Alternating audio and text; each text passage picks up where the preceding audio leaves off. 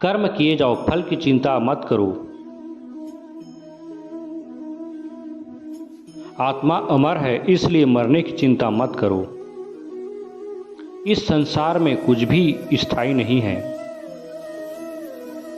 नर्क के 3 द्वार हैं, काम, क्रोध और लोभ। मौन सबसे अच्छा उत्तर है किसी ऐसे व्यक्ति के लिए जो आपके शब्दों को महत्व नहीं देता। आत्मा का अंतिम लक्ष्य परमात्मा में मिल जाना होता है। धर्म केवल कर्म से होता है, कर्म के बिना धर्म की कोई परिभाषा नहीं है।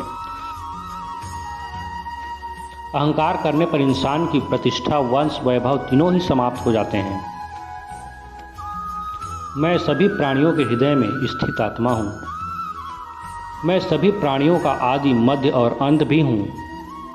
सत्य कभी नष्ट नहीं हो सकता। अच्छा करने से नहीं डरना चाहिए। समय कभी नहीं रुकता। आज यदि बुरा चल रहा है तो कल अवश्य अच्छा होगा। आप केवल निस्वार्थ भाव से कर्म कीजिए, केवल वही आपके हाथ में है। मनुष्य कितना भी गोरा क्यों न हो, परंतु उसकी परछाई सदैव काली होती है। मैं श्रेष्ठ हूँ, यह आत्मविश्वास है, लेकिन सिर्फ मैं श्रेष्ठ हूँ यह अहंकार है। व्यक्ति जो चाहे बन सकता है यदि विश्वास के साथ इच्छित वस्तु पर लगातार चिंतन करे। प्रेम सदैव माफ़ी मांगना पसंद करता है और अहंकार सदैव माफ़ी सुनना पसंद करता है। जो रास्ता ईश्वर ने आपके लिए खोला है उसे कभी भी कोई बंद नहीं कर सकता। मनुष्य का जीवन केवल उसके कर्मों पर चलता है। जैसा कर्म होता है वैसा उसका जीवन होता है। एक बार माफ़ करके अच्छे बन जाओ, परंतु दोबारा उसी इंसान पर भरोसा करके बेवकूफ़ कभी मत बनो। मन की गतिविधियों, होश, श्वास और भावनाओं के माध्यम से भगवान की शक्ति सदा तुम्हारे साथ है। जीवन में आधे दुख इस वजह से आते हैं क्योंकि हमने उनसे आशाएं रखी जिनसे हमें नहीं रखनी चाहिए थी। मैं ही इस सृष्टि की रचना करता हूँ, मैं ही इसका पालन पोषण करता हूँ और मैं ही इस सृष्टि का विनाश करता हूँ।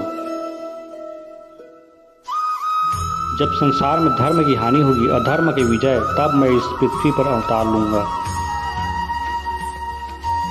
शांति से भी दुखों का अंत हो जाता है और शांत चित्त मनुष्य की बुद्धि शीघ्र ही स्थिर होकर परमात्मा से युक्त हो जाती है।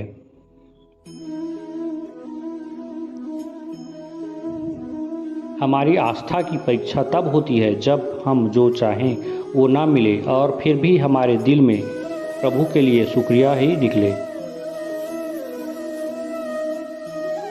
लोग अक्सर सच कहने से बचते हैं या डरते हैं, पर सत्य कभी छुप नहीं सकता और न ही कभी मिट सकता है।